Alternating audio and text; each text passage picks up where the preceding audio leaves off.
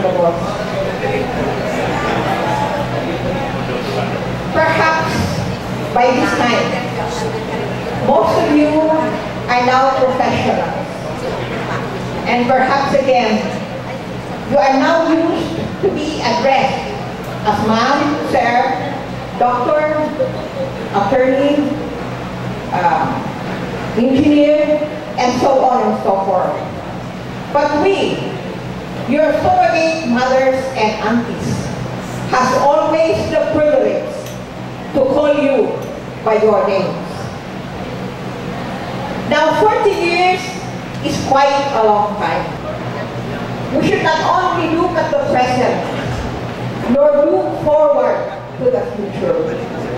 We should always look back to the past, dwell on it, because it is there that you will find the golden times and the most beautiful memories of your lives. Now, looking back, you know, last Saturday, I attended the reunion of Batch 89. Now, we were asked, Mrs. Basayote was there, Mrs.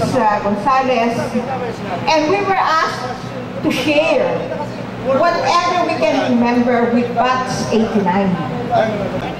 Sabi ko kay Mrs. Bungas, no, anong isabi ko? Di talaga ako maiisip. When it was my turn, I was so embarrassed, but I had to apologize, and I rambled along until I was able to finish what I want to say. But I did not say anything about Batch 89. Pero in 1917, there are some people who have etched themselves in my mind. Sometimes I even wonder, whatever happened to them? Beginning, it was very good na you presented, you attached a listing of the students, because at once we were able to recall not everybody, because I am now 74, and not only my mind is diminishing, but my walk falters, and sometimes I also forget things. So when Lorna left the house, I started browsing on the names. Naliwanagan kan plus life was Nestor Haliores. Nestor was one of those students who has played one of those important role in my memory. Yan si Nestor. Everyone was speaking on him that sarawayo na ate. But I hindi ako nasawayo. But I assigned him as our monitor. And so, he proved to be a very good monitor. And he turned out to be a good boy. And according to the Walt Disney stories, he lived happily ever after when he met and married my friend Ned. Then, I thought of Coliano, Jose Coliano. This morning I was looking for Jose on Glocor. I remember, looking at the list, I remember si Jose Coliano. Sanit na siya. Sanit na singkit na pinuno. Kaya nakikita ko sa buhay ko, ano lang niya kung nagkakula na si Jose. Ano na niya ko kaya pataramdaman na magkaunti-star margarin. Pag-star margarin lang sa advertisement, basta po hindi pinatakas, maray na nagkaunti-star margarin. And now Jose Coliano is quite hot. She was very active in my class. In fact, I remember she was very good in English. There were some, ano yan, I cannot also forget Luisa Butchar. She is my friend. Then, there are many, Jose Malyari. Si Jose Malyari, sarap ko na sarawayon, but they are good boys. Si Mahin Bron, one time, nakwayan ko doon sa kumotor. And then, nakiurong ako. You know, ibaba ba ang pakiurong mo sa hibig mo, o ang pakiurong mo sa leibuliti. So, nakiurong man ako. when he left, I asked my companion, sisa ito, kaya si Mahinabrol, karoon ko ako nung nanatakon.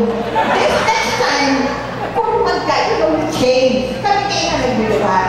Kung nagdadakula, nagwapo o nagdagayon, pero kami na inanagan.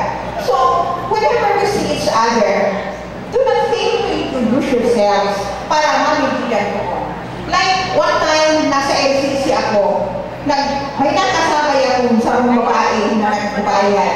Kinalad ako, sabi ko, Ma'am, Buskinas. So, but there are so many students who I can no longer recall, but there are some who have stayed with me in my mind, inviting us.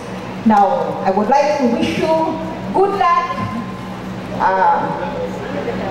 I need to mention Lorna, the ever responsible and dependable Lorna and Raul, and there is Milagros Tutulio, and some who cannot I recall. There is Loreto Rosotro. And so as I said, I would like to thank you for inviting me. So continue what you have started as being progressive. Help other people. Good luck to everyone, and God bless everyone. Alright, thank you, ma'am. Well, Miss Gregorio, according to Mrs. Bongalon, sa'yo raw po nakuha ng batch 7-4 ang kanilang domestic management. Wow! Yeah. Sometimes it's difficult for me to attend this kind of occasion kasi parang kahapon lamang. And I'm full of nostalgia. This occasion is being made. Parang kahapon lang. At ngayon ay kita-kita tayo muli sa isang magandang pagtitipon. Salamat sa pag-imbita, pag-imbita sa akin ng mga namumuno ng batch na ito.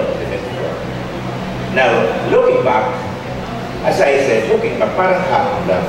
4 years ago, when you graduated, I can still remember young, playful kids, young girls, young women, are very playful. And sometimes, your president, Engineer Raul C., sometimes, nagpapasiklap siya sa atin yan.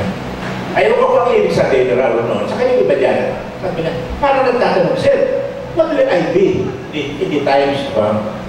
May rin-answer ako, nagtanong si Raul noon, sasagutin ko siya, may rin-answer ako eh. Kisira-sira. Whatever will be. Okay, so in that case, after that incident, whenever I invited in such kind of occasion, I'm very thankful because I see you once again as grown-up children before and now as grown-up professionals. And this one message I would like to share with you. During this gathering, please do not forget those who were with you, but now is not or are not with you. Maybe because they have not accomplished whatever they have accomplished in their life. Some of them have not accomplished their mission. Good for you because you accomplished your profession. But there are members of your class who were unfortunate and they are left behind. They are left behind in their success. So my personal message is, please remember them always. Halimbawa, hindi sila nagka-accomplish na tulad na-accomplish na. Please remember them. Please visit them. Because it's very, very important. Not all people have the same success in life. Diba? That's always my message to gathering like this. Everybody has different, all people have different fortunes. Some are fortunate, some are unfortunate. So please, this short message will be very, very important to you. Now, the last but not the least, this class 74 is very, very memorable for me. You know why? Because during this year, this is the time when I got married. Yes, my wedding was 1974. When you graduated, when you graduated, I was late bachelor. Naghahanap pa ng kalabuyog sa buhay. Alright, maraming salamat po, Mr.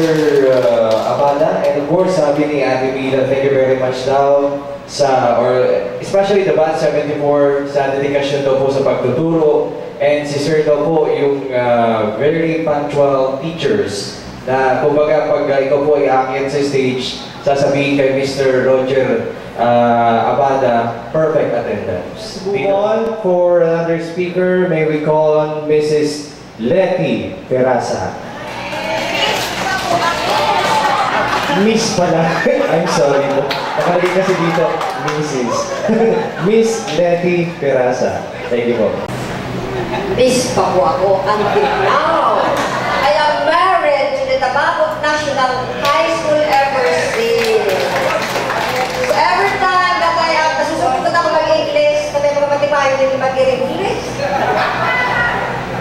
Baka basa lang ang grammar ko. Okay. So, every time that I am invited by my former students, I feel overwhelmed. Kasi, this is the time that we see each other again after so many years and say hi, hello, how are you? You are now successful with your career, and looking at you and looking at myself.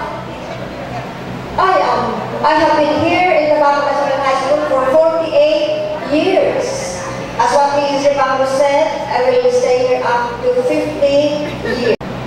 I have been here for so many times, which I've learned a lot from my students. Because when I came here, I am so naive. Dahil ako nagbabara. So, sa mga estudyante, kung naka-afford man ako sa Indo, kaya every time na naiimbitaran ako, nagulanan pa salamat ko na ako, ang brand ko nito sa high school, Tiger, ng Tabaco National High School. Somebody wrote something about me in the Vanguard that I am the Tiger of the Tabaco National High School. Having written that she won an award for literary contest. She won an award because of me being the Tiger. So therefore, anong message ko? Anong message ko sa inyo? Mauna ko rin nagkahiling ko sa mga faces dito. Lalo saya, kay Raon, may kunahiling, nag-president siya dito. Kay Malaoro, nahiling ko dito Perpe, mula si Saipa. Si Nestor, sabi ni Sene, talagang makarunong si Nestor, tapi yun talaga. Hindi ka parang hiling ko, hindi ko pa din yung pa namin si Sene, si Fortunato inyo. Kaya na si Fortunato.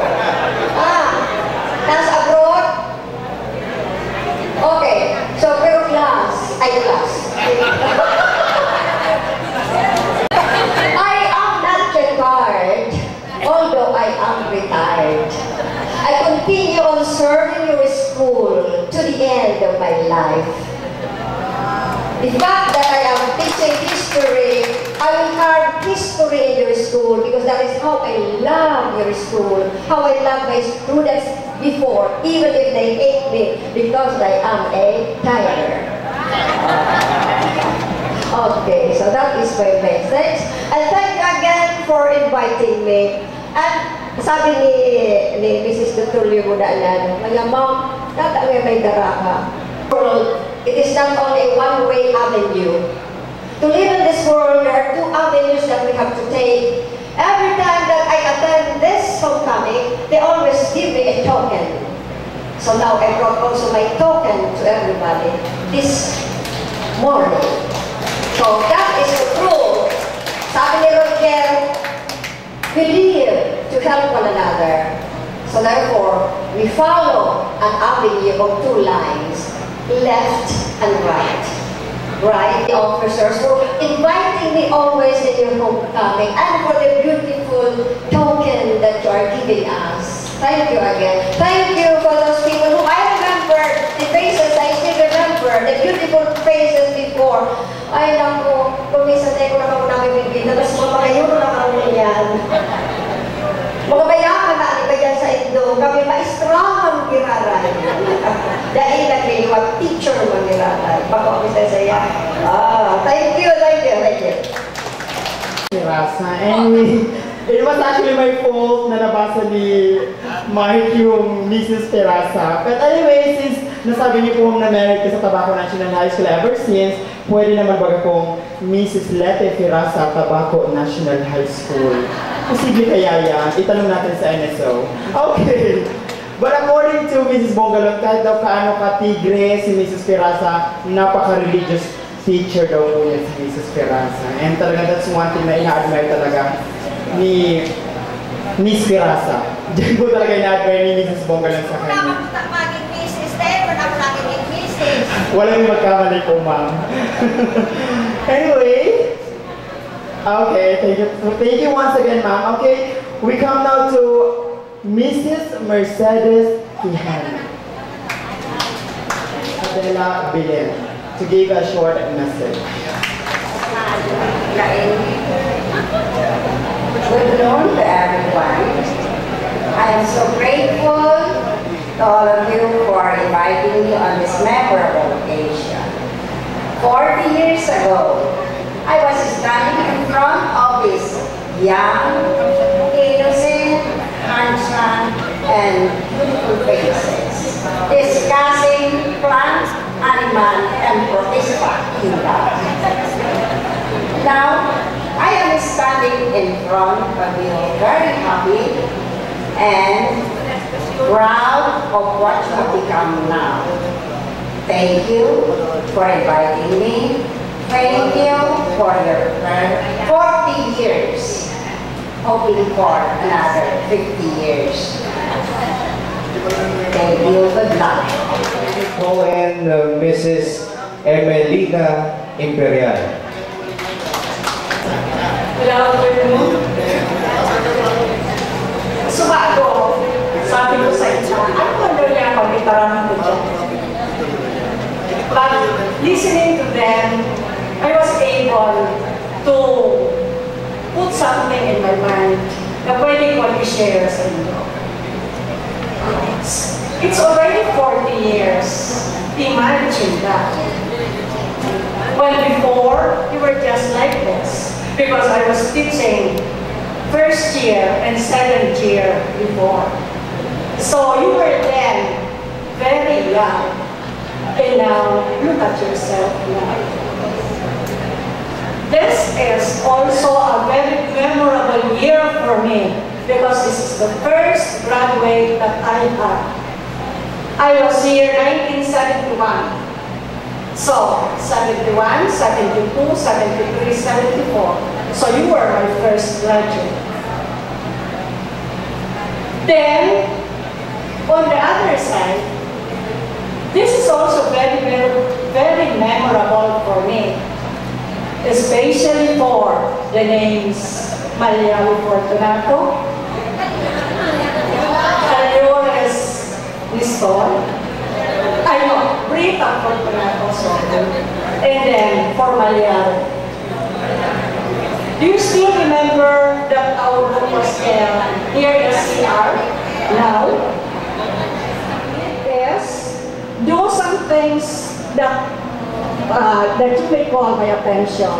Throwing your hat, sleeping on the long bench, and so on. But I did not take that against you. Until now, that is the one that is in my mind. Because you made me stronger as a teacher. Because if not for the challenges, perhaps, Kinuha ko po talaga ang privilege na to para ipakilala yung susunod na magsasalita sa inyo. She was my former advisor in my senior year. Mom, if you could still remember, I was your boy mayor in my 4th year. Boy noon, but ngayon, never mind. But what is important is the discipline and the things that you have taught us remained in us. And that's one thing that we treasured a lot from you. Ladies and gentlemen, Mrs. Jean O. Basaliote. Pagay na ako sa tuya ka, boss. Mau pa ako na nakatindiruan giraray, kaya sa indong reunion. ikatudwa ko kami ng reunion na natin. Kasi so pag 2015 do, may previous commitment ako. Sa parang hinihiling ka mga pando, di mo nagliliwat. Medyo may ano lang ang buhok, nagputi, kapareho ko. Ako nga rin mo yan, medyo kalbo nagtutubo ka sana. Nanay ka! 4th-year advisor mo pala na ko. Boy Mayor. 2005. Ganda mag-inihan kitang duwahan. Okay. When I got your invitation, the first thing that I did was I looked at the date. I would make myself available. Then, ang nag-call ng attention sa kuya, inimlistahan nindo. Pagparalirin ko, ay ini ako, nasa advisor ng class ko. Ay ini, mabuhot ini. Ay ini, makalwag ini. Ay ini ang grupo kang sa mga boys ka ito na mag-test baga ako. Exchange papers, clockwise, 1. So, ito pala na grupong ito. Ang papel nila, 1, bagsak sa indang nilalay. Pero, di ko nasabihin, kung kamugiltikaan, siguro nakatabang man yan sa Indo. Kasi nakatabang man sa kuya. Dahil nag-aapod ako na may mga estudyante na talagang tatry na i-outsmart ang teacher. Pero kung dahil ko ka muna mangnuhan, daog nila ako. Pero na namangnuhan ko, daog ko manggiray ka mo. Bakong iyo, ang mga kalwag nindo, kalwag ng estudyante. Nadadakit man ako kayo, pero nakatapos, pinagis lang sana. Si Mahin nagpindo. Nakikita si Mahin. Mga kunyan, nakulong ko ako mo yan sa view sa Indo, pero alam ko na ang oras na nagdalaga na. Siguro sa masunod na reunion Indo, pero halawig na talaga, makataan ako, halawig naman daw yung tanong ko. Tangahin, isusurat ko ng polo niya. Iyo?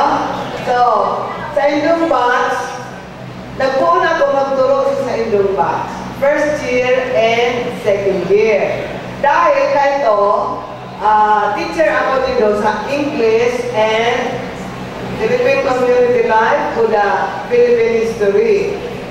Kahit paano, iguang experimental class ay na-science ako si Miss Milanes sa irarong pangangasiwa ni Ma'am Nari Bangkos na siyang English Head Department kayo.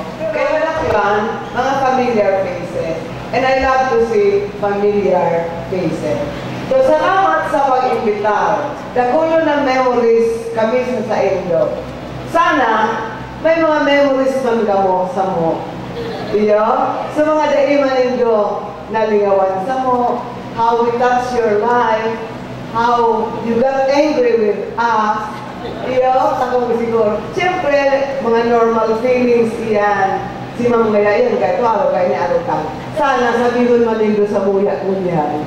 Kung ano man ang medyo maraot o naka-offend kami sa Indo. Para man kami, sorry, we meant well. So, for everybody, congratulations sa reunion Indong ini na 40 taon poon pakagradua. Sana maghiringan kita ulit pag-Golden Jubilee. Alright, maraming salamat po, Mrs. Jean Basaliote. And of course, may we call in Miss Gloria Morontian.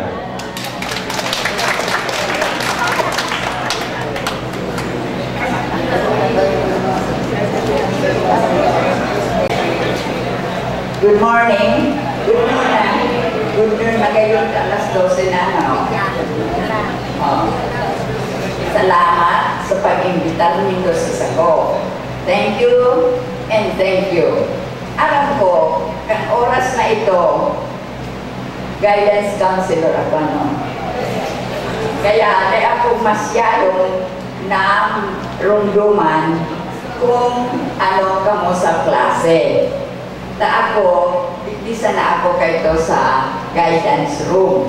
ang natutuparan ko sana sa mga aki na didera sa gaydan. Saya mga nagkagaydan dito. Mga makarawan ang gadaan mga aki. Pero ngunyan, dipisil na kita makakudo. Dipisil na kita makatarang kimarao. Iyo, kaya ito, so guidance ko. Dakol man ang nadadala pero kaunti. Di ito, kaya nani ako nagngangalas kang class 74. Kaya mga mapapuoton.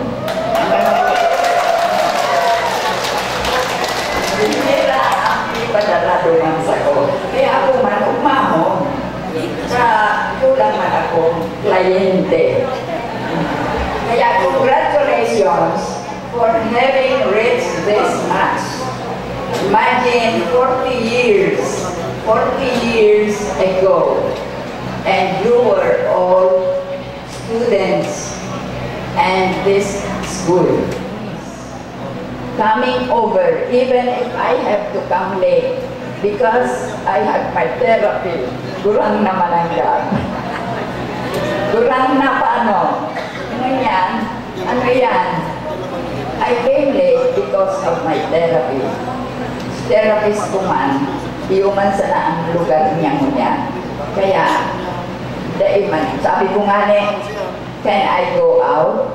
Oh yes daw, sigaw. Kaya that's why I came late. So, thank you for inviting me, even if you were not under my section, well behaved. And you are now parents, and I know you know how to discipline your students. Thank you for inviting me again. Appreciation and of course a token. May I call once again the President to present the award, Mr. Rosie, and of course Secretary Bugalo. This certificate and token is awarded to Ms. Gloria Brunyan. Thank you again. Thank you. And of course, last but not the least. Wait lang, na-mention din namin yung mga former. She was also my former science teacher in my junior year. Sino? Science teacher. Itong taong to. At talagang napakagaling nito magturo, especially sa mga methods na sinusunod sa science. And mga Pluto talaga, ganyan, Pluto Mars. Method ba? Yung mga hypothesis niya, conclusion, jump na natutunan sa kanya. Sinuming na din, kasamahan ko sa simbahan sa Holy Family Parish as lector and commentator. Correct. Okay, so now? Alright, ladies and gentlemen, may we call in Ma'am Mirna Gonzalez. May award na. Before natarong tabi si Principal, may lintang ako na nakaligtaan ka sa bago. Madam, I think siguro later you can come for this.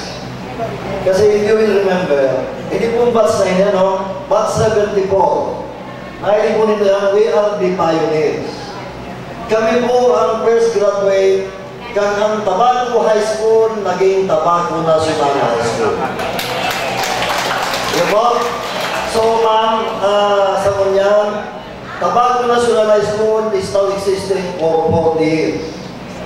So, I just hope na baka pag-golden, mag-golden kami later, umabot pa bang kuta, siguro, baka celebrate kami kang golden kang PNSS. Diba? Okay po, okay. Good news everyone. Thank you, Engineer Saya. Actually, when I saw the program yesterday, that you're inviting me to give an inspirational message, I think the message has been reversed.